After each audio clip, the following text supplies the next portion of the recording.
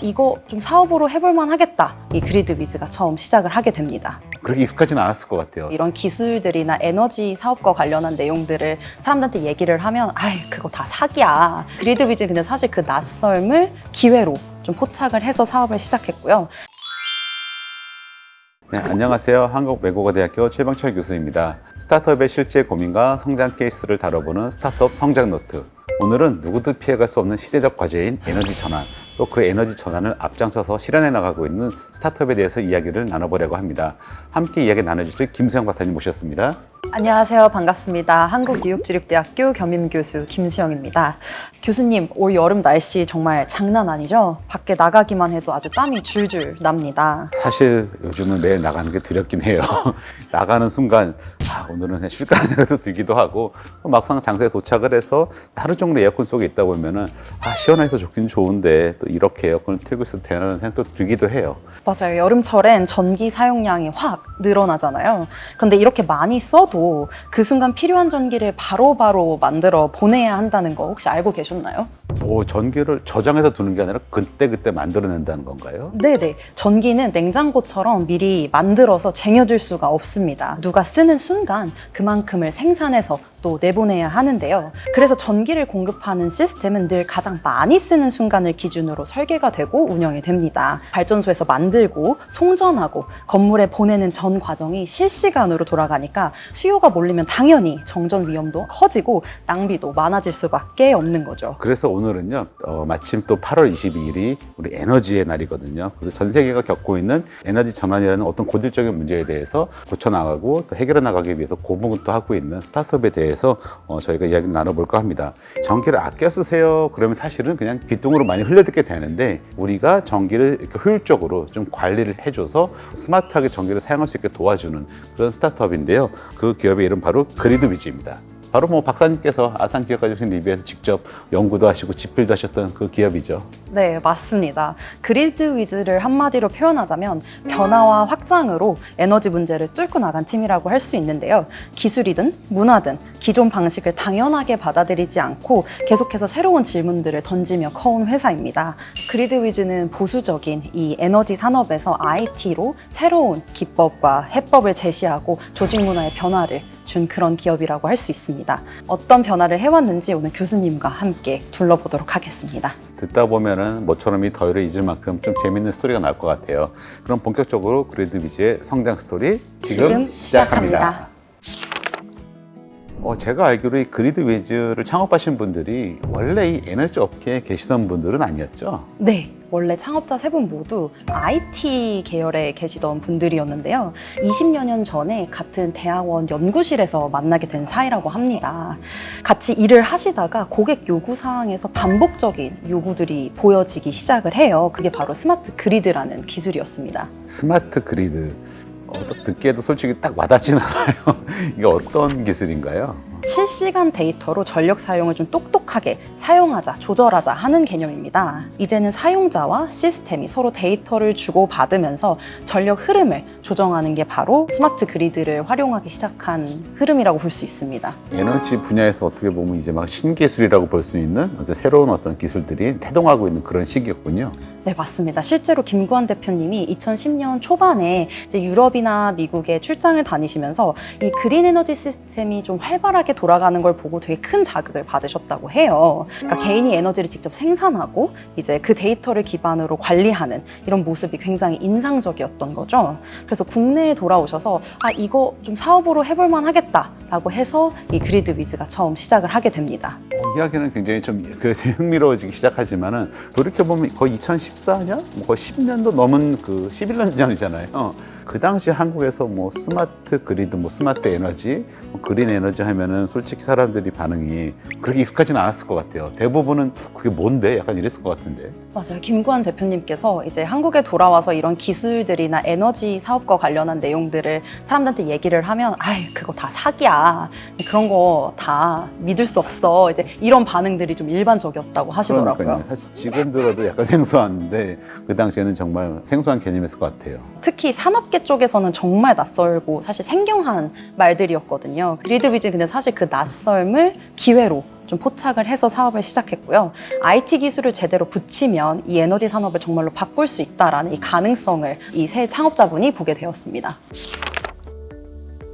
그럼 첫 번째 사업으로 시작하셨던 디맨드 리스판스. 저도 뭐 경제학이나 아닌 경영을 공부하면서 수요 공급이란 말은 많이 들어봤는데 이 부분에 대해서 좀 먼저 설명을 해주시면 도움이 많이 될 것 같아요. 아주 간단하게 말을 하면 전기가 가장 많이 쓸 때 지금 좀 덜 쓰면 저희가 보상을 해드릴게요 라고 하는 게 이 DR 시스템이라고 보시면 될 것 같고요. 전력 사용이 몰리면 아무래도 정전 위험도 커지던 시기였거든요. 전기는 저장이 잘 안 되니까 이제 수요와 공급을 잘 맞추는 게 굉장히 중요합니다. 이걸 스마트하게 조절할 수 있다면 산업에도 사회에도 큰 도움이 될 거라고 보신 거죠. 마침 2014년에 수요관리법이 막 통과가 되면서 DR 시장이 이제 국내에서도 열리기 시작했고요. 그리드 위주도 이 구조에 좀 주목을 해서 이 사업 해볼 만하다라고 판단하게 됩니다. 한마디로 전기를 절약하면 돈을 준다 이런 건데 저는 약간 그럴 것 같은데 전기를 내가 절약하는데 왜 네가 돈을 주니? 솔직히 낯선 걸 넘어서서 의심이 갈 것 같아요. 이런 반응들이 되게 일반적이었던 시절이었고요. 엄청 생소했습니다. 일단 그리고 기존 DR 시장은 대형 전력사들이 이미 다 꽉 잡고 있었고 대기업들은 아무래도 생산을 안정적으로 해내는 게 더 중요하기 때문에 전력을 아껴서 돈을 더 받겠다라는 거에는 크게 집중을 하지 않던 시기였습니다. 그래서 신규 고객사를 찾아가면 이거 사기 아니에요?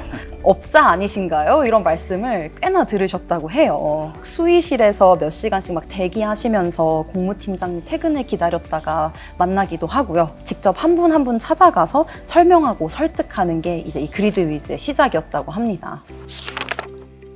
하지만 아무것도 모르는 어떤 그 당사자를 설득한다는 게 보통 어려운 일이 아니고 사실 맨땅에 헤딩하는 부분은 많은 창업자분들이 가장 어려워하면서도 궁금해하는 또 그런 부분이기도 해요. 어떤 그 비법이나 어떤 팁 같은 게 좀 있었을까요? 사실 그리드 위즈의 키는 바로 데이터였습니다. 그리드 위즈는 실시간 전력 데이터를 기반으로 이만큼 줄이면 이만큼이 절감이 됩니다 라는 거를 시각화해서 보여줬습니다. 그래서 막연히 그냥 절약하자라는 말보다는 이제 훨씬 더 설득력이 있었던 거죠.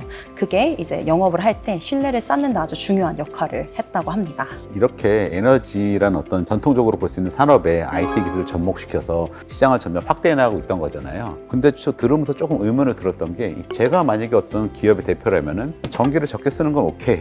좋은데 굳이 내가 내 생산성을 희생하면서까지 전기를 더 쓸 필요는 없지 않나 이런 합리적인 질문 아니면 의심을 하게 될 것 같아요. 네, 맞습니다. 역시 경영학과 교수님이셔서 경영학적 관점에서 정확히 문제를 짚어주셨는데요. 그리드 위주도 기업들이 그런 부분에 대해 고민이 많다는 걸 너무 잘 알고 있었습니다. 그래서 찾아낸 대안이 바로 에너지 스토리지 시스템 ESS라는 에너지 저장 시스템입니다. 이 ESS는 전기가 남을 때 미리 저장을 했다가 전력이 많이 필요한 시간에 꺼내 쓰는 방식을 의미를 하게 됩니다. 그래서 원래 전기는 실시간으로 생산되고 소비되는 게 원칙이잖아요. 근데 ESS 같은 저장 시스템이 등장하게 되면서 이제 생산과 소비 사이에 조금의 시간을 더 벌 수 있는 그런 기술이 되겠습니다. 그만큼 전력 시스템의 유연성이 높아졌다고 표현을 할 수 있겠는데요. 이걸 DR 시스템과 융합을 해서 기업은 생산성 저하 없이 DR 시스템에 참여할 수 있게 된다는 점입니다. 다양한 에너지 자원을 활용할 수 있으면서도 비용도 절감할 수 있다. 뭐 이런 내용이잖아요. 그렇습니다. 그리고 여기서 한 발 더 나아가서 태양광으로 직접 전기를 생산할 수도 있고요. 전기차 배터리처럼 잠깐 빌려 쓸 수도 있는 자원도 이렇게 하나로 묶어서 통합적으로 운영해서 DR 시스템 참여의 옵션들을 그리드 위즈에서는 더 높여갔습니다. 추상적으로 전기를 아껴 쓰세요. 이게 아니라 저희가 전기를 아껴 쓰실 수 있게 스마트한 솔루션을 구축해서 드리겠습니다. 약간 이렇게 이해를 하면 더 빠른 걸까요? 네, 정확히 맞습니다. 그리드 위즈는 점점 데이터를 중심으로 에너지 관리를 최적화해 나갔고요. 그리고 이 솔루션들이 다른 기업으로도 퍼지면서 이제 실제 고객 기반도 점점 더 넓어질 수 있는 그런 계기가 되었습니다. 근데 어떻게 보면 이 성장 속도가 굉장히 인상적이에요. 시장이 원하는 것을 빠르게 파악하고 또 빠르게 파악한 니즈를 또 빠르게 대응하고 이런 부분들이 상당히 인상적인데 사실은 이렇게 빠른 파악과 빠른 실행은 조직의 문화라든가 아니면 업무 프로세스랑 뗄 수가 없잖아요. 또 어떤 이런 조직 문화와 업무 프로세스 등이 좀 있었는지 궁금해요. 그래서 그리드 위즈는 사실 창업 초기부터 우리는 좀 다르게 일해보자. 조금은 경직돼 있는 에너지 산업보다는 우리는 조금 더 유연하게 일해보자 하는 시선이 되게 강했고요. 그래서 실리콘밸리의 자유로운 문화를 좀 기반으로 우리는 회사를 운영을 해보겠다 하는 게 이제 새 공동 창업자분들의 뜻이었습니다. 그리드 위즈만을 색을 만드는 걸 목표로 해서 사실 창업 초기에 웬만한 스타트업에서는 흔치 않은 문화를 담당하는 직원을 초기에 고용을 했다고 하더라고요. 끊임없이 이 회사의 문화를 만들기 위한 노력을 했었고, 그리드 위즈의 대표 철학은 3무입니다. 3무요? 뭐가 없다는 건가요? 3가지가 없는데요. 회식 없음, 그리고 이제 마지막으로 보고 없음, 이렇게 3가지가 있습니다. 단순한 구호가 아니라 일할 땐 열심히 일하고 쉴 때는 제대로 쉬자, 그런 실용적인 원칙이었습니다. 특히 보고 없음은 보고서 자체를 없앤다라기보다는 위계 없이 실질적인 대화에 좀 집중을 해서 소통을 하자라는 의미가 됩니다. 엄청 자유로운데요, 그러면은? 오늘 부럽기도 하고 또. 사실 더 부러우실 만한 게 있습니다. 바로 믿음인데요. 직원들이 현장에서 중요한 결정들을 내릴 때 좋은 결정들을 스스로 내릴 수 있도록 굉장히 많이 신뢰를 해주셨다고 해요. 고객사에서 직원이 어떻게 그런 결정을 내릴 수 있죠? 하는 연락을 받기도 하시고요. 대표님께서 진행하던 일인데 직원분이 가서 이제 캔슬을 하고 돌아오시는 그런 사례들도 있었다고 합니다. 그래서 덕분에 3명으로 시작을 했던 그리드 위즈는 지금 150명이 넘는 팀으로 커지는 동안 이제 자유로운 스타트업 문화에 대기업 못지않은 체계까지 더해지면서 빠르게 성장을 해왔고요. 지금은 IPO도 성공적으로 마친 명실상부 이제 국내 에너지 기업이 되었습니다. 근데 이렇게 IPO까지 하게 되면은 사실은 이제 기업이 외부로 공개되는 거잖아요. 그러면 다양한 이해 당사자와 또 공개적인 어떤 모니터링 기능도 추가가 되는 거고, 또 그러다 보면 조직이 커진 만큼 어떤 자유와 질서 사이에서 어떤 균형점을 찾아야 되는 그런 문제가 또 반드시 찾아오기 마련이거든요. 맞습니다. 스타트업의 실험 정신도 사실 굉장히 중요하지만 IPO를 하려면 조직이 투명해야 되고 또 체계적이어야 한다는 점이 아주 중요하게 꼽히는데, 그래서 그리드 위즈도 내부적으로 굉장히 많은 실험을 거쳤다고 해요. 특히나 이제 ERP 시스템 같은 거를 도입을 하게 되면서 회사의 모든 데이터를 하나로 모았고, 자유롭게 하던 출퇴근이나 회의도 조금은 더 규칙적으로 운영을 하게 되었다고 합니다. 오, 근데 그럼 직원들의 반응이 심상치 않았을 것 같아요. 보고도 없고 회식도 없고 이렇게 자유롭게 일해서 여기까지 성공을 해왔다라고 대표님뿐만이 아니라 그걸 하나의 조직 문화로서 직원분들이 다 같이 이제 실천하고 따랐던 건데, 저항 아니면 생각이 좀 들었을 것 같은데요. 그랬습니다. 그러니까 예를 들어 출퇴근 시스템을 도입을 했을 때도 우리는 결과 중심으로 일한다고 생각했는데 왜 갑자기 시간을 재기 시작하지? 라는 반응도 있었고요. 회의 방식이 바뀌었을 때도 우리의 자율적인 소통이 줄어드는 건 아닐까 우려하는 직원들도 많았다고 합니다. 사실 또 이 IPO를 앞두고 그런 변화들은 스타트업 입장에서는 사실 피할 수는 없는 그런 변화거든요. 맞습니다. IPO는 결국 외부 투자자와 시장을 상대로 신뢰를 만들어가는 과정이잖아요. 그러려면 신뢰할 수 있는 수치와 재현 가능한 의사결정 구조가 필수라고 합니다. 그리드 위즈는 이걸 체계와 자율의 공존이라는 목표로 풀어가고 있습니다. 그리드 위즈는 오히려 그거를 어떤 자율성과 어떤 신뢰를 동시에 설계하는 어떤 기회로 삼았다, 이렇게 이해를 하면 되는 건가요? 네, 맞습니다. 그러니까 예를 들어 성과를 정량화하는 시스템을 갖추기는 했지만 그 기준을 일방적으로 위에서 정하는 게 아니라 이 성과를 어떻게 측정할지를 함께 설계해가는 방식으로 접근을 했다고 해요. 단순히 환경을 바꾸는 게 아니라 사람들이 우리는 함께 일하고 있다라는 경험을 만들고 싶었던 거죠. 그래서 컴퍼니 UX를 만들어 가려는 시도가 바로 여기서 시작이 됩니다. 회사 안에서 직원들이 겪는 모든 경험을 고객 UX처럼 디자인하자는 목표였죠. 굉장히 흥미로운 표현이에요, 사실은. 구체적으로 좀 어떤 시도가 있었는지 이야기를 해주시면 좋을 것 같아요. 예를 들면 정해진 시간에 이제 전사 직원들이 다 함께 모여서 좀 대화를 자유롭게 나누는 톡톡데이 같은 걸 운영하기도 하고요. 또 전사 세미나나 이제 뉴스레터, 아침마다 자연스럽게 이제 커피를 마시는 이런 문화들을 조직 내부에서 잘 준비를 했다고 합니다. 사실 그런 자리들이 좀 있어야 서로 좀 연결이 돼 있다, 그런 느낌을 좀 들긴 하죠. 그렇게 연결이 됐다면 사실 다음 스텝은 이 같은 방향을 바라보는 게 굉장히 중요하잖아요. 그래서 예전에는 C레벨끼리만 공유됐던 이런 회사의 목표라는 게 이제 직원들, 전사 직원들과 함께 공유하는 시간을 가지게 되면서 내가 하는 일이 이 회사의 큰 그림과 어떻게 이어져 있는지를 이제 계속 리마인드 할 수 있게 했다고 있다고 합니다. 내 성장이 곧 회사의 성장이다 라는 이런 마음으로 이런 감각을 자연스럽게 느끼도록 하는데 집중했다고 해요. 그리드 위즈가 굉장히 어떤 사람과 사람, 사람과 또 목표, 그리고 또 사람과 어떤 회사, 이 모든 것을 서로 이렇게 연결시키기 위해서 굉장히 노력을 많이 했다. 좀 이런 생각이 좀 들어요.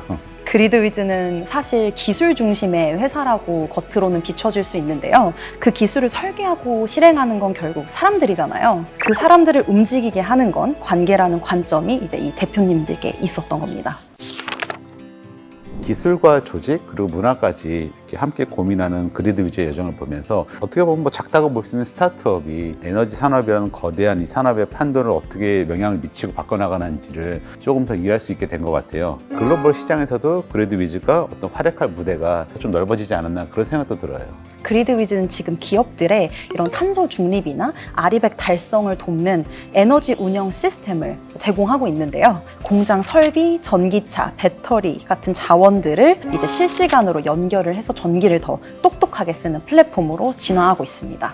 아무래도 그 사업부가 확장되면서 사업부 간의 소통이라든가 갈등 같은 것들이 많이 발생을 해요. 이런 부분들에 대해서는 어떻게 또 그리드 위즈가 대처를 했는지 궁금해요. 그리드 위즈도 사실 조직이 굉장히 빠른 시간 안에 성장하게 되면서 그런 부분들에 대한 문제를 인식하고 있고요. 그래서 조직의 협업 구조를 새롭게 짜고 있다고 해요. 스타트업의 민첩함과 또 동시에 대기업의 체계를 같이 가져가려는 노력들을 지속적으로 하고 있습니다. 결국 앞으로의 그리드 위즈의 여정은 성장과 혁신 그리고 통합과 자율성 사이에서 균형을 잃지 않는 게 중요할 것 같고 그걸 이루어 나가는 과정이라고 볼 수 있을 것 같습니다. 굉장히 쉽지 않죠. 에너지 산업이 워낙 거대한 산업이기도 하고 이런 상황에서 그리드 위즈 같은 회사의 어떤 그 작은 발걸음들이 대한민국의 에너지 전환의 선도국으로 될 수 있는 어떤 기틀을 마련하지 않을까 그런 희망 섞인 바람도 해봅니다. 문제를 다시 정의하는 어떤 방식 그리고 그에 못지않은 빠른 실행 또 사람과 어떤 기술 사이의 균형점을 찾는 이 세 가지가 지금의 그리드 위즈를 만든 어떤 세 가지 중요한 요소가 아닌가. 사실 이 세 가지 요소는 뭐 기업의 규모와 상관없이 모든 기업에게 좀 중요한 요소가 아닌가 그런 생각도 듭니다. 이런 모습이야말로 그리드 위즈가 보여준 기업가 정신의 본질이라고 생각합니다. 그 모든 힘이 그리드 위즈를 지금까지 이 자리에 있게 한 아주 가장 큰 원동력이 아닐까 싶습니다. 사실 창업을 하시는 많은 대표님들이 비슷한 고민을 하고 계실 것 같아요. 그래서 이 그리드 위즈의 사례에서 많은 부분은 시사점을 얻어갈 수 있을 것 같은 생각도 듭니다. 더 깊은 내용이 궁금하신 분들도 계실 텐데요. 네, 그래서 오늘 이야기 나눈 그리드 위즈의 여정은 사실 AER 기업 사례를 바탕으로 하고 있는데요. 더 깊이 있는 내용이 궁금하신 분들은 AER 홈페이지에 소개된 그리드 위즈 편을 참고해 보시면 너무 좋을 것 같습니다. 네, 또 궁금한 스타트업이 있다면 언제든지 댓글로 남겨주시기 바랍니다. 함께 이야기 나누고 함께 성장해 나가는 그날까지 다음 이 시간에 다시 만나요. 안녕히 계세요.